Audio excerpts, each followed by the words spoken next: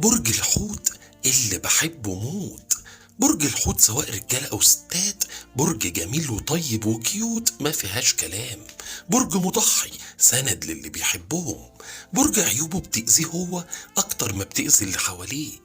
خلوني كده يا حلوين أقول لكم أهم 5 مميزات و5 عيوب لازم تعرفهم عن الحوت، والأهم إن أشرح لكم سبب بعض عيوبه إيه عشان تفهم الحوت صح. فبليز لازم تشوف الفيديو للآخر. انتوا عارفين أنا مش بتاع النظرة السطحية للصفات، لا لا لا لا، أنا بتاع الديب إنسايد، يعني أعماق البرج من جواه مش اللي ظاهر بس. ونبدأ بالمميزات. وأول ميزة معانا عن برج الحوت القلب الطيب. تحس إن محمد فؤاد لما غنى كان بيغني لبرج الحوت لما قال القلب الطيب قلب حنين قلب كبير دايما مليان بالخير. أو النبي زي ما بقول لكم كده، فعلا الحوت قلبه كبير بيحب الخير لكل اللي حواليه، عشان كده دايما محبوب.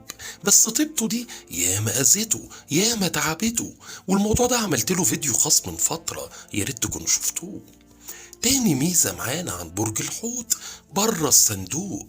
برج الحوت برج مبدع سواء بطباعه او بافكاره، دايما تلاقيه مختلف عن اللي حواليه. دايما تلاقي الحوت مميز مختلف في اي حاجة بيعملها. عادة تلاقي الاخرين بياخدوا رأيه في مشاكلهم في حواراتهم، وفعلا بيعرف يساعدهم. هو سبحان الله بيعرف يجيب حلول وافكار بره الصندوق لاي حد، حاجة كده ما كانتش على البال ولا على الخاطر. بس طبعا زي ما بحب اقول دايما، هو بيعرف يعمل الكلام ده حلو قوي لكل الناس اللي حواليه، ويجي عند نفسه يقلب بطة بلدي. تالت ميزة معانا عن برج الحوت المسؤولية. طبعا محدش يقدر ينكر ان الحوت رجالة وستات حمالين قاسية، وفي نفس الوقت دايما قد المسؤولية، خصوصا المسؤولية العائلية والعاطفية. تقدر تعتمد عليهم تثق فيهم، بيبانوا قوي في المواقف الصعبة، وهنا في المواقف الصعبة بتعرف فعلا كل واحد على حقيقته. عادة الحوت بيعملوا اللي عليهم لغاية آخر لحظة، وما بيستنوش تقدير اللي خسرنا كتير. لا لا لا، ما بيستنوش تقدير للي بيعملوه، هما بيعملوها حب مش منظرة. رابع ميزة معانا عن برج الحوت مسالم. آخر حاجة برج الحوت ممكن يفكر فيها الصدام أو الخناق. لا لا لا لا، absolutely no. الحوت مسالم بطبعه، ما بيحبش وجع الدماغ. طبيعي الظروف أحيانا ممكن تدخله في مواجهات أو حوارات أو مشكلات زي أي حد فينا، بس هو على قد ما بيقدر بيتجنب الكلام ده، بيبعد عنه. بس نصيحة لوجه الله، احذر شر الحليم إذا غضب. أظن الرسالة وصلت. خامس ميزة معانا عن برج الحوت متعايش ومتكيف. متكيف مش متكيف. برج الحوت من أجمل مميزاته إنه بيتعايش بيتكيف. مش عارف مش مرتاح ليه كلمة بيتكيف دي، بس ما لقيتش غيرها. المهم انتوا فاهمين قصدي. الحوت بيعرف يتعايش مع اي وضع اي ظروف، ودي ميزة جميلة عنده. دايما حطه في اي حتة، حطه في عشة حطه في قصر، هيتكيف ويتعايش. قعده مع وزير مع فقير برضه هيتكيف ويتعايش. الجميل ان الحوت عنده ميزة انه دايما بيدور على الحاجة المشتركة بينه وبين اي شخص، بيتجاهل الاختلافات، ودي اللي بتحسن له العلاقات. نيجي بقى للعيوب ونعرف سببها ايه، لان زي ما قلت في المقدمة معظم عيوب برج الحوت مؤذية ليه هو اكتر ما بتأذي اللي حواليه. ونبدأ بأول عيب وهو الكسل والنوم. ما تقنعونيش ما تقولوليش، الحوت من ملوك الكسل ما فيهاش كلام، عاشق للنوم والأحلام. طبعا لكل قاعدة شواذ ما فيهاش كلام، بس خلونا نقول ان معظم الحوت مش كلهم عشان ما تزعلوش عندهم مشكلة الكسل، او زي ما بنقول في مصر الانتخة. وده ليه سبب برضو، لان شخصية برج الحوت عادة بتبقى روحانية، فبيسيبها على الله، بيعتمد ان الدنيا هتمشي لوحدها وكل حاجة هتبقى تمام.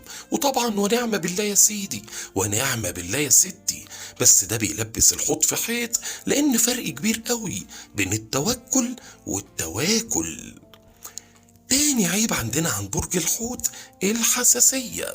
طبعا مش حساسية الفراولة ولا الموز، لا لا لا، اصحوا للكلام. الحساسية هنا ان الحوت برغم انه بيبان انه مقضيها وما عندوش مشاكل في حياته والدنيا جميلة وقلوب كتير وحاجات بتطير، بس هو من جواه عادة تلاقيه تعبان، مرهق نفسيا، دمعته قريبة ليه، ممكن يعيط من أقل كلمة أو أي تصرف يضايقه، بتصعب عليه نفسه قوي لأنه على طول حاسس بالظلم، حاسس إنه منحوس ما تعرفش ليه. تالت عيب معانا عن برج الحوت: الهروب. على قد ما الحوت ما بيهربش من المسؤولية، بس للأسف عادة بيهرب من أي مواجهة، ودي نقطة سلبية جدا جدا جدا، وكمان واحدة جدا، لأنه دايما بيخاف يواجه، مش عايز المشكلة تكبر، وحتى لو هو على حق ما بيواجهش، بيبعد، وده طبعا بيضيع حقه كتير، وغالبا بياخد قرار المواجهة متأخر بعد فوات الأوان، وده طبعا بيعمل له مشاكل نفسية، بيأذيه من جواه، وهو طبيعته مسالمة، بس ما ينفعش ما تواجهش، لازم تواجه ما دام انت على حق. رابع عيب معانا عن برج الحوت: التردد. معظم برج الحوت او كلهم تقريبا عندهم مشكلة التردد في كل حاجة، في الشغل، في الارتباط، في اللبس، في الاكل، دايما قراراته متأخرة. تردده ده بيخلي رد فعله بطيء، خصوصا لما تبقى حاجة بتحصل بشكل مفاجئ تلاقيه احتاس مش عارف يعمل ايه. حتى علاقاته بتاخد وقت على ما تستقر بسبب تردده، وده ممكن يكون بسبب ان عاطفته هي اللي بتحركه، فعلى طول قلقان يخسر حاجة او يضر نفسه او يضر غيره بسبب قرار مش محسوب، وده ياما ضيع فرص على الحوت كتير.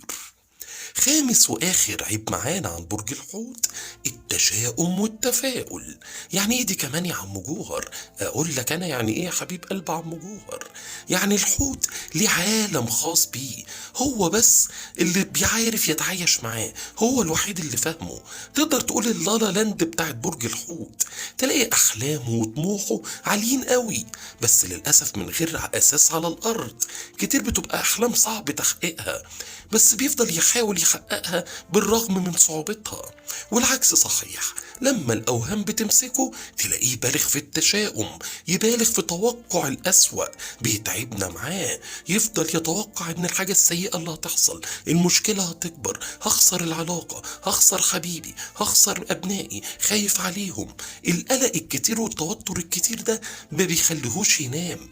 هو بيحب النوم، بس لما يبقى عايز ينام ما ممكن ما يعرفش ينام من كتر التفكير، من كتر الأفكار اللي أحيانا بتبقى سلبية، بتبقى سوداوية شوية. بس في الآخر هقول حاجة: يا بخت اللي برجه حوت أو في حياته حد من برج الحوت اللي بحبه موت. وأحلى مسا عليكم، والله أعلم.